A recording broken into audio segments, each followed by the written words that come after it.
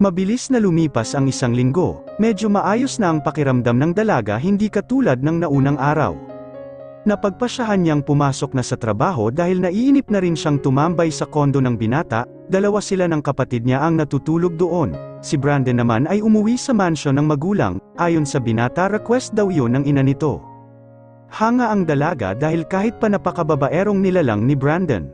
Pagdating naman sa ina nito ay napakamasunurin, minsan siyang tinawagan ng ginang at kinumusta. Sa una hiyang-hiya siya, pero kalaunan ay naging komportable rin siya dahil mabait naman ito sa kanya, mabuti na lamang at busy raw ito sa pagtulong sa asawa para sa iba pa nilang itinayong negosyo. Main company nila ay ang logistics company na matatagpuan along Pasay. Then, they build small grocery stores in some nearby areas para naman kahit paano may pagkakaabalahan ang mag-asawa. Ipinamana na raw kasi ng mga ito ang logistics company sa nag-iisang anak na si Brandon. Minsan naman ay nagpapa-order ng pagkain ng ina ng binata para sa kanya. Worry niya ay ikinukwento siya ng binata sa magulang.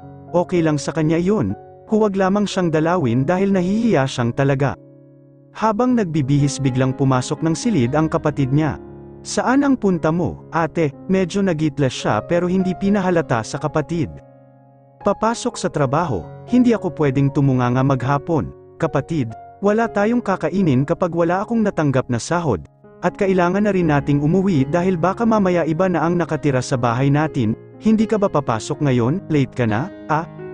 Umiling ang kapatid at umupo sa kama habang pinagmamasdan siyang nagsasara ng butones sa kanyang blouse. Wala kaming pasok ngayon, may sports fest, kaso ayokong pumunta, nakakatamad. Nakangusong saad ng kapatid. Ganoon ba? Di tama lang pala na papasok ako at ikaw uuwi sa bahay natin. Nakakahiya na rito kay Brandon na tayong dalawa ang nakatira rito at walang ginagawa. Uwi na tayo, magligpit ka na ng mga damit mo, aniya. Ate, tanong ko lang, ano ba relasyon ninyo ni Sir Brandon at bakit mabait siya sa atin? At ano ba talaga nangyari sa iyo? Bakit bigla kang hindi nakapaglakad noong mga nakaraang araw? Noong isang araw pa gustong itanong ni Connie sa nakatatandang kapatid ngunit nanatiling tikom ang bibig. Nakikita niya rin kung paano asikasuhin ng binata ang kanyang ate. Alam niyang may something sa dalawa pero wala kahit sino man ang magsabi sa kanya, parang nagkakailangan na hindi mo ari ng dalaga. Wala naman, hindi ko rin alam kung anong nangyari sa akin. Sabi naman ng doktor, fatigue lang daw kasi nga maghapon akong nakatayo sa reception at madalas mangyari, kapag maraming nag-check-in sa hotel. Alam mo naman kapag maraming tao sa hotel lahat kami kumikilos, nagkataon lang na dumating si Sir Brandon sa hotel at bigla akong natamba kaya ayon, dito niya ako dinala, huwag ka ng maraming tanong, at yun pa rin naman ang sagot ko sa iyo, bilisan mo na lang magligpit ng damit na dala natin at nang makauwi ka na, ako naman ay papasok sa trabaho. Masungit na tura ni Anisha sa kapatid. Kahit anong mangyari hindi siya pipiyok dahil lamang sa curious niyang kapatid, at baka layasan din siya nito kapag nalaman wala na ang pinakaiingatan niya. They promised together that no matter what happened, walang bibigay sa lalaki kung hindi kasal, and she broke that promise. Mabilis naman tumalima ang kapatid niya para magligpit. Pansin din ni Anisha na matalim ang mga tingin nito kapag nakikita si Brandon, buti na lamang at ayos na pakiramdam niya. Mamaya niya na lamang ipapaalam sa binata na umuwi na sila at pumasok na siya sa trabaho. Alam niyang busy ito ngayon sa company dahil bihira itong pumunta sa kondo nitong nakaraang 4 na araw, nahihiya na rin siya na nakikituloy silang dalawa ni Connie, kain tulog nga lang ang trabaho nila at manood ng movie sa Netflix. Natatakot siyang masanay sila ni Connie dahil baka hanap-hanapin nila ang ganoong buhay, ang sarap pa namang mabuhay Donya, minsan naiisip niyang ang ganoon. When they are done packing at well-dressed, lumabas na sila ng unit at lamulan sa elevator pababa. Pagkalabas nila sa elevator, may bumungad na babaeng maganda, sexy at maputi. Familiar ang babae kay Anisha pero hindi niya maalala kung saan niya ito nakita. Lumabas silang magkapatid sa elevator at siyang pasok naman ang babae. Nagulat sila ni Connie na hinahabol yung familiar na babae sa kanya ng mga staff ng condo building. Ma'am Pinky, wala po dyan si Sir Brandon, ilang araw na po siyang hindi umuwi rito, at bawal po kayong pumunta sa unit niya nang walang abiso ni Sir. Baka po lahat kami ay masesanti, pagmamakaawa na turan ng isang babae. Ito ay yung receptionist na sumalubong minsan sa kanya sa pinto ng condo unit ni Brandon, inutusan raw ito ng binata na ihatid ang personal needs niya dahil nagmamadali raw that time ang binata. Bumaling ito kay Anisha at binati siya. "Oy, Ma'am Anisha, kayo po pala, magaling na po ba kayo? Saan po ang punta ninyo?" kunot noong tanong nito sa kanya.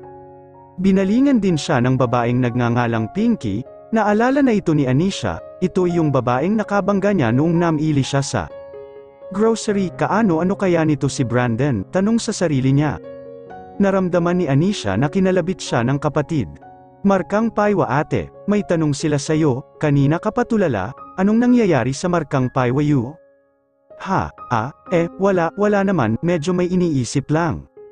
Ngumuso ang kapatid na tila may itinuturo. Bumaling si Anisha kung saan nakaturo ang nguso ng kapatid. Nakatingin sa kanya ang dalawang babae, yung sa reception ng condo building at si Pinky. "Who are you? Bakit sabi nitong receptionist dapat ka pang magpahinga sa unit ni Brandon? Don't you know that he's my fiancé?" Matt Array na tanong nito sa kanya. Nakataas pa ang kilay nito na mukhang drawing ng pentel pen.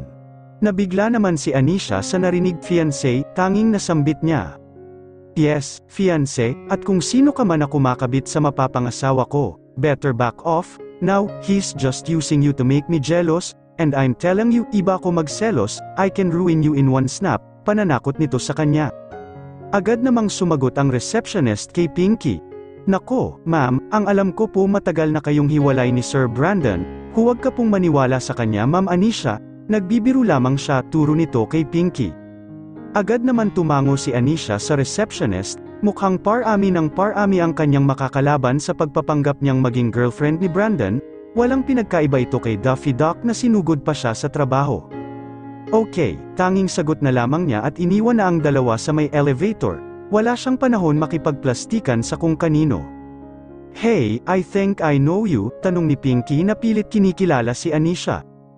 "I'm sorry, I think I don't know you. So, please excuse us," Matt Array na wika ni Anisha at tinalikuran ito. Hindi niya na hinintay pa ang sagot ng kausap, late na siya, mas importante ang trabaho niya kaysa kung sino. Agad silang lumabas ng kapatid niya ng building at pumara ng taxi. Buti na lamang at may pera pa siya, kasya pa yun para sa taxi patungo sa hotel na pinagtatrabahuhan niya. May piyera rin naman ang kapatid niya dahil noong isang araw ay pinag-withdraw niya ito sa kanyang ATM. Ayaw niya munang isipin ang mga babaeng nagpapanggap na kesyo fiancé or jowa ni Brandon. Mukhang kailangan niya ng mahabang pasensya at ignore ability para hindi siya maapektuhan ng kung sino. Medyo nakakaramdam na siya ng selos at sakit sa bawat babaeng nagpapanggap na karelasyon ng binata, pero hindi siya kailanman magpapaepekto. "Kailangan focus muna sa kung ano ang nararapat. Manong Pak, ihatid na lang po ako sa hotel," sinabi niya sa driver ang pangalan ng hotel at tumango. Naman ito, sana lang ay hindi pa siya late sa oras ng pasok nila. "Ito naman pong kapatid ko Pak, ihatid sa terminal ng jeep biyaheng Quezon City," muli niyang wika sa driver.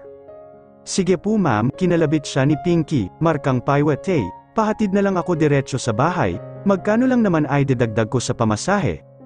Ayaw ko makipagsiksikan sa jeep, at saka Markang Paywa te, ikakasal na pala si Sir Andrew? Naku po, buti na lamang at umalis na tayo roon, kung hindi kalbo ka na sa babaeng mukhang nilespag ng 7 demonyo, ang tuyot." Kumunat ang noo ni Anisha sa kapatid sa mga pinagsasabi nito. Kailan pa naging maarte ito at naging mapanghusga sa tao, sa isip niya. Hoy, at sino may sabi sa iyong mag-inarte ka, ha? Hoy, ma-rights, kailangan nating magtipid ngayon dahil hindi ko alam kung may sahod pa kung matatanggap sa ilang araw kong absent. Huwag kang mag-feeling mayaman dyan. Hindi bagay sa'yo, yung tanong mo about fiancé ni Sir Andrew. Wala akong alam doon, kaya huwag mo akong tanungin, mataray na wika niya sa bunsong kapatid. Ngumuso lang ito at medyo pumadyak sa tabi niya. Huwag mo akong artehan ng ganyan. Samain ka sa akin, hindi ka nag-iisip ng gastos natin. May tuition ka pang pinag-iipunan ko. Baka mamaya hindi ka makagraduate dahil wala na tayong pambayad sa school mo. Anong pambayad sinasabi mo dyan, ate? Nakalimutan mo bang scholar ako, project lang ang ginagastos mo sa akin no? Minsan nga wala pa. Maka-tuition ka naman wagas. Lang ate. Saka sana huwag na maulit sa kondo tayo ni Sir Brandon matulog. Mahirap na, baka maabutan ka ng babaeng iyon. Kalbuhin ka pa. Masama ang kutob ko doon, ate, mag-ingat ka. Hinampas ng dalaga ang kapatid sa braso. Sapul kasi siya, kung OA ang kapatid mas OA siya. Napaka-advance mag-isip ni Connie. Ewan ko sa'yo, Basta magtipid ka at mahirap kumita ng pera ngayon, wala tayong ibang aasahan kung hindi tayong dalawa lamang, kaya maging praktikal ka. Huwag mong balewalain sinasabi ko ate, mag-ingat ka sa babaeng iyon, babala nito sa dalaga. Medyo natatakot man siya sa pinasok niyang part-time kay Brandon, nilalakasan niya na lamang ang loob for the future, ani sa isip niya. Okay, tanging nasagot niya rito, hindi na lamang sumagot si Connie sa ate niya, tahimik lamang sila sa biyahe at ilang minuto lang ay nasa harap na sila ng hotel. Mabilis bumaba ng taxi ang dalaga at nagpaalam sa kapatid, excited siyang pumasok dahil ito ang kauna-unahang lumiban siya sa trabaho na inabot ng 1 linggo. Nagpaalam lang siya kay Connie at nakangiting pumasok sa hotel, hindi niya pinansin ang panlalaki ng mata ng kapatid. Kapag kasi in-entertain niya ang paalala nito baka kabahan na lamang siya maghapon, ayaw niya iyon at maapektuhan tiyak ang kanyang trabaho. Sa entrance lobby pa lang, pagtitinginan na siya ng mga kasamahan niya, nakangiti siyang lumapit sa kaibigan niya, si Betty. Hi, sis, kumusta? Bati niya pagkalapit, himala, pumasok ka na, pinayagan ka ng jowa mo.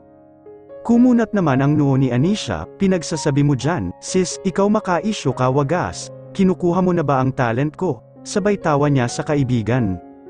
Natawa naman itong bahagya at biglang sumeryoso sa kanya. Tell me, sis, may jowa ka na gwapo, macho at higit sa lahat mayaman. Nagtatakang binalingan niya ang kaibigan, anong ibig mong sabihin, sis, paano mo nasabi na may jowa ako, Aber? Nagtataka niyang tanong rito, usually kasi ito ang sumasaway sa kanya kapag chismis matters, but this time, ito ang nangunguna sa kanya upang makichismis ng detalye sa love life niya.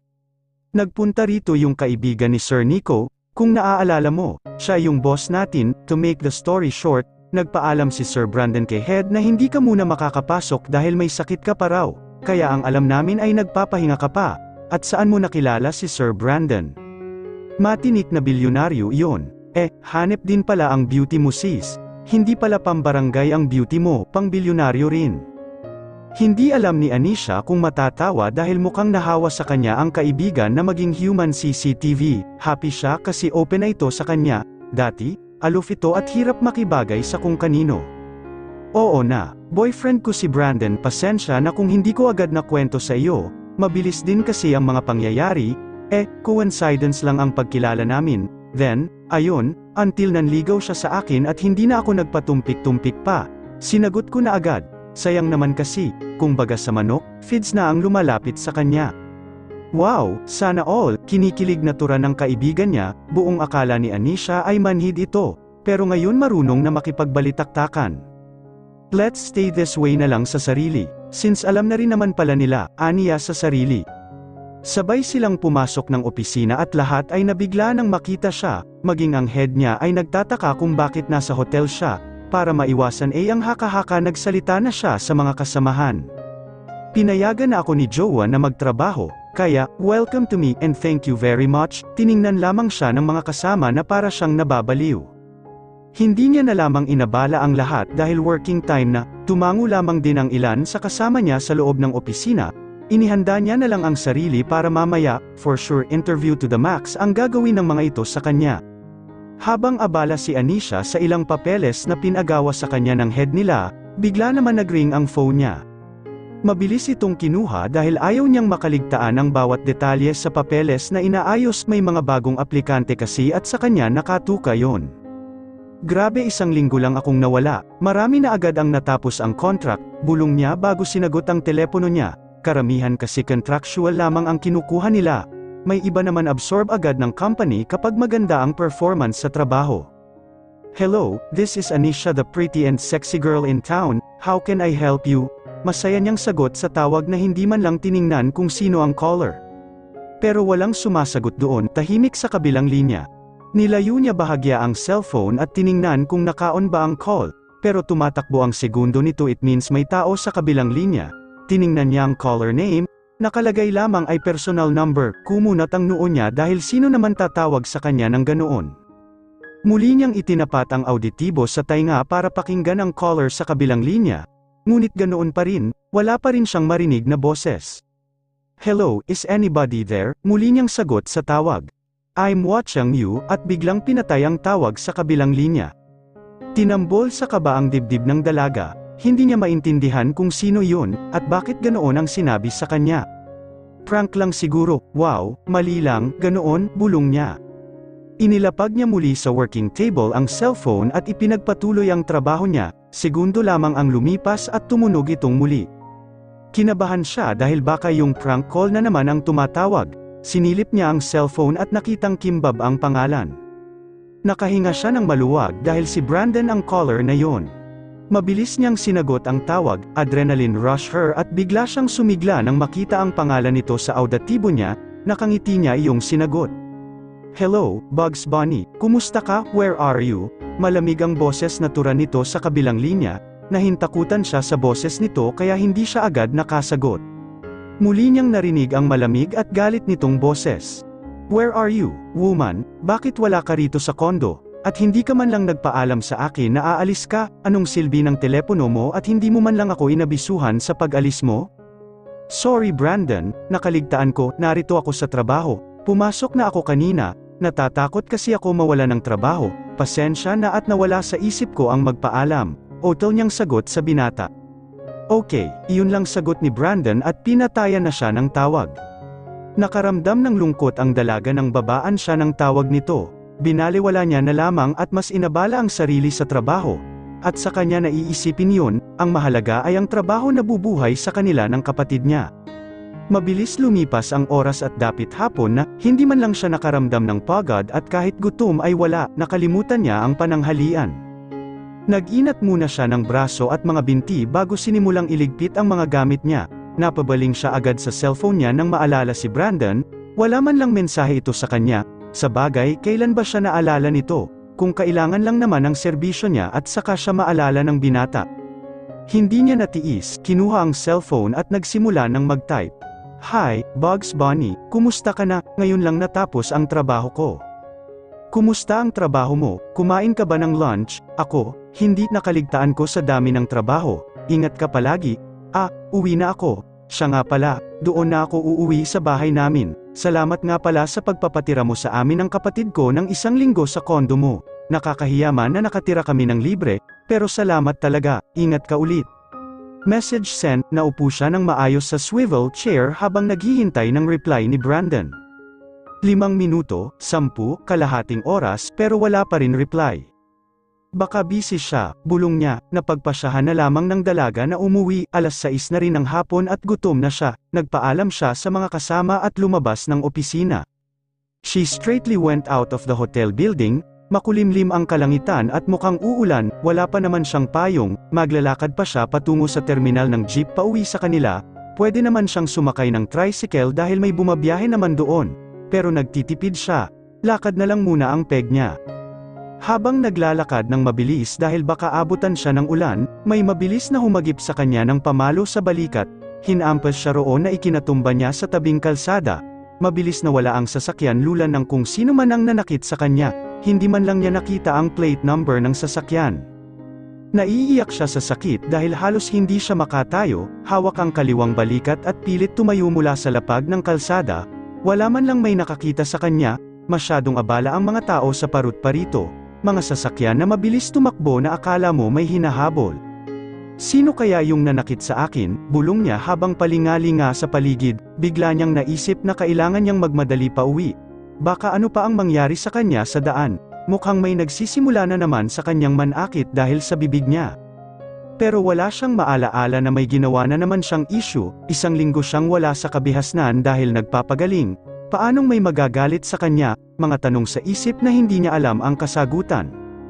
Ilang sandali lang ay narating na niya ang terminal, agad siyang nagbayad sa konduktor at sumakay na medyo sa loob siya pumwesto dahil natatakot ang dalaga baka kapag sa harap siya sumakay ay bigla na lamang may mambato sa kanya. Ang saklap lang dahil hindi niya makita kung sino ang kaaway niya. Mabilis ang mga itong mawala pag sinuri niya kung sino iyon, may sapalos rin ang may galit sa kanya. Tahimik lamang ang dalaga habang naghihintay ng ilang pasahero pa ang kailangan para mapuno ang jeep, dahil sa pagod at pananakit ng kanyang balikat nakaidlip siya. Naramdaman niya ilang minuto ang lumipas na parang umaandar na ang sasakyan, pagmulat ng mata niya ay puno na pala ang jeep, bumabiyahe na sila patungo sa Quezon City. Sa pagmumuni-muni niya habang nasa biyahe, Hindi maiwasan indahin ang sakit ng balikat niya, mukhang masama ang pagkakahampas nito sa kanya, habang hawak ang balikat na medyo minamasahe ng kaunti, tumunog naman ang cellphone niya, may mensaheng dumating. Agad niyang hinalungkat sa bagi yung telepono, nag-message ang kanyang kapatid, hinahanap na siya. Ate, gabi na, pauwi ka na ba? Nagluto na ako ng hapunan, hintayin kitang dumating at sabay tayong kakain. Napangiti ang dalaga dahil sa mensahe ng kapatid niya, ito na lamang ang pinaghuhugutan niya ng lakas para lumaban sa buhay. Nag-iisang pamilya niya, inabandona na sila ng lubusan ng kanilang mga relatives. Kung ano ang dahilan ay hindi niya alam, wala na rin naman siyang pakialam sa iba, focus lamang ang isip niya sa kanilang dalawa ni Connie, sa pangarap niya na makapagtapos ito, at sa kanya naiisipin ang sarili. Ngunit sadyang makulit ang tadhana, madalas sumagi sa isip niya si Brandon, alam niya sa sarili, mahal na ang binata pero ayaw tanggapin ng kanyang isip yun, mahirap mag-assume at isa pa, sigurado siya na lagapak ang abot niya sa binata dahil wala itong balak na seluhin siya. Kumusta na kaya siya, galit kaya sa akin yun, hindi na ako sinagot sa message ko, ang hirap mo namang abutin, Brandon, siguro kaya ayaw mo na akong sagutin sa text, dahil wala ka nang kailangan sa akin, saklap naman, malungkot niyang bulong sa sarili. Bumaling na lamang siya sa labas ng bintana at pinalis sa isip ang malungkot na nangyayari sa kanya, minsan ka na nga lang magmahal, walay pa, hindi mapigilan ang sarili na mag-self-pity. Ilang saglit pa ay pumara siya sa driver, kita niya na kasi ang kanto ng kanilang eskinita patungo sa bahay nila. Agad siyang bumaba sa jeep at naglalakad patungo sa street nila, naiintriga siya dahil may tinutumpukan na kung sino ang mga kabarangay niya. May artista ba? Wala sa sariling sambit niya, dahil sa curiosity, lumapit din siya rito para makiusyuso, namiss niya ang humagilap ng chismis sa barangay nila. Nang makalapit sa umpukan ng kapitbahay, naririnig niya na ang mga tili at kilig ng mga dalagitang naroon. Shocks, ang gwapo niya talaga, kamukha niya si Kim Bob. Oo nga, sir, anakan mo ako ng kambal, okay lang kahit huwag mo na akong panagutan, sapat na ang remembrance mo, tili na wika ng baklang kapitbahay ni Anisha. Gaga, paano ka magkakaanak, wala ka namang matris, hindi napigil ang saad ng dalaga sa animoy sinisilihan ang mga teenager na naroroon. Kontrabida ka talaga, kahit kailan, Ate Anisha, kainis. Nangangarap nga lang, sinupalpal mo pa, galit na irap nito sa kanya, umiikot pa ang mga mata nito na tila robot sa Squid Game at naghahanap ng gumagalaw na tao, hindi na lamang pinansin ng dalaga yun, nakipagsiksikan na lamang siya sa mga tao na naroroon, sayang ang balita kapag wala siyang nasagap na chismis, nakahanda na ang phone para mag-record ng ebidensya, syempre ayaw niyang wala siyang pruweba. Sabihin pang gumagawa lamang siya ng kwento. Nang makarating sa harap ng kung sino man ang pinagtitilian ng mga kapitbahay niya, to her surprise, kilala niya ang taong yon. Brandon, sambit niya, "Oy, Quinn, di ba siya yung jowa na sinabi at kasama mo noong isang araw?" Ang gwapo pala talaga niya sa malapitan, malakas na boses ng kanyang kapitbahay na stalker ng isto. Oo, kaya huwag niyo na siyang pagpantasyahan. Pagmamayari ko na siya, sa iba na lang kayo magpantasya, back off mga bitches, he's mine, pagtataboy niya sa mga tao na naroroon. Hinila niya ang binata tungo sa bahay nila, nagpoprotesta pa ang mga tao pero wala siyang pakialam, hindi niya naman kasi akalain na pupunta ang binata sa lugar nila. Nasa harap na sila ng kanilang bahay, bumungad naman agad ang kapatid niya. Ate, may bisita ka pala, bilisan mo, buksan mo ang pinto, Connie, nandyan na yung mga zombie ng barangay, lalapain nila ang jowa ko, dali. Ha, gaga, huwag kang tumunganga dyan, kanina pa pinagkakaguluhan si Brandon sa labas hindi mo man lang tinulungan, nasaan ka bang babaita ka? Bakit hindi mo alam na narito pala ang lalaking ito? Ate, nakalimutan mo na bang hindi naman ako lumalabas ng bahay kung wala ka at lalabas lang ako kung papasok sa school? Curious na ani ng kapatid niya. Okay, sorry naman. Teka, Sir Brandon, upo ka muna sa mumurahin naming sofa, pagpasensyahan mo na ang bahay namin, hindi kasing ganda ng kondo mo, pero tao naman ang nakatira. Pag-aaya niya sa binata, hindi na siya nakipagdebate pa sa kapatid. Hahaba lamang ang usapan nila, excited na siyang malaman kung bakit nandito ang fake jowa niya. Ano atin, sir, napadpad ka ata rito, hindi ba hindi mo alam ang bahay ko, paano mo nalaman? Umupo siya sa kaharap na sofa ng binata habang nagtatanong. Hindi makaimik si Brandon dahil sa nangyari sa labas ng bahay, ganoon pala ka-wild ang mga taga rito. Sa isip niya, muntik na siyang balatan ng buhay, hindi naman siya celebrity, may ilang articles lamang siya sa mga magazines, pero hindi niya akalain na may nakakakilala sa kanya roon. Hoy, sir. Ano na? Anong petsa na? Nakatulala ka pa rin dyan. Okay ka lang ba? Pasensya ka na sa madlang people dito sa amin, sadyang natutuwa lamang sila kapag may bagong mukha na napadpad dito. Ayos lang ba ang pakiramdam mo sa nag-aalalang tanong ng dalaga? Pinaghain niya ang kapatid dahil nga nakaluto na raw ito. Mukhang nalipasan ng gutom ang itsura ni Brandon kaya alam niyang gutom ito. Pinagsaing niya rin ng dagdag na kanin ang kapatid dahil siguradong kulang ang niluto nito. Wala pa naman silang masarap na ulam. Nakakahiya ang pritong galunggong na niluto ng kapatid, mahanghang ang sausawan kaya okay lang na kamatis na may toyo at kalamansi at saka sili lang naman ang pares ng kanilang galunggong, tiba-tiba na. Ha, tanging sagot ni Brandon, may aftershock pa siya sa naging ganap sa labas, hindi niya nadala ang kahit isang bodyguard man lang. Akala niya kasi normal lang na walang papansin sa kanya, pero iba, dinumog siya ng tao.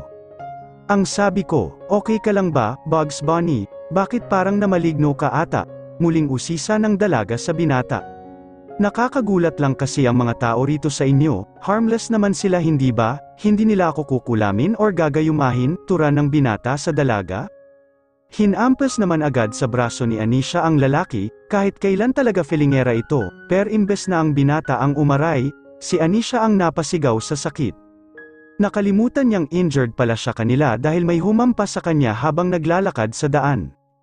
What happened to you? Bakit ikaw ang umaray? Di ba dapat ako ang sinaktan mo? Ani ng binata, ngunit hindi sumagot si Anisha dahil naiiyak na siya sa sakit ng balikat niya. Mukhang napasama ata ang paghampas niya at lalong kumirat yun. Sinuri ni Brandon ang inahawakang balikat ng dalaga, hinaplos niya ito na ikinaaray muli ng huli. What's wrong? Kunot noo na tanong niya sa dalaga. Wala, hindi pa siya tapos magsalita nang ailapit siya ni Brandon sa tabi nito at muling hinaplos ang balikat niya, naramdaman ng binata na parang namamagayon. Walang babala na binuksan niya ang damit ng dalaga at pinatalikod ito, hindi nakaalma si Anisha sa bilis ng kilos ni Brandon, habang nakaawang naman ang bibig ni Connie sa likuran nila dahil sa nasaksihan. Who did this to you? Galit na tanong ni Brandon sa kanya. Wala, nasagi lang kanina, nagmamadali kasi ako sa opisina tapos nahulog yung ballpen ko sa ilalim ng mesa, ayun pinulot ko, pagtayo ko nakalimutan ko nasa may kanto pala ako ng lamesa kaya ayon, ang lakas ng impact sa balikat ko, ito ang nangyari, pagsisinungaling ng dalaga sa lalaki. Nakita niya na hindi kumbinsido si Brandon sa kanyang alibay. Huwag ka nang mag-alala, pain reliever lang ito, okay na, palubag loob ni Anisha rito, pero wala pa ring reaction si Brandon. Sino ang gumawa nito sa'yo? Agad itong nagsalita, don't lie, woman, hindi ito sanggilang sa lamesa, ang lapad ng pasa mo, at hindi mukhang kanto ng lamesa ang tumama, dahil bakat sa balikat mo ang parang paddle na hinampas sa'yo. Now, tell me.